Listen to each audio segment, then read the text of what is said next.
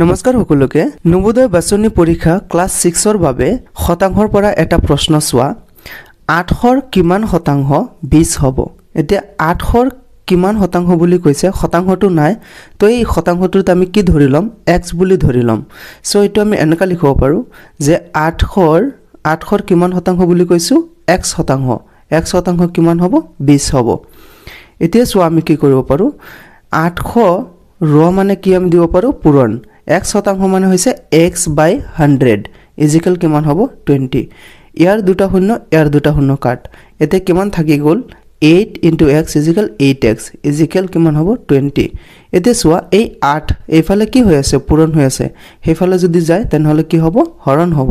তো আমি এতে হৰণ কৰি চাম x equal 20 by 8 equal x equal এতিয়া 8 দি যদি 20 ক আমি হৰণ কৰো তেনহলে আনসাৰ ওলাব 2.5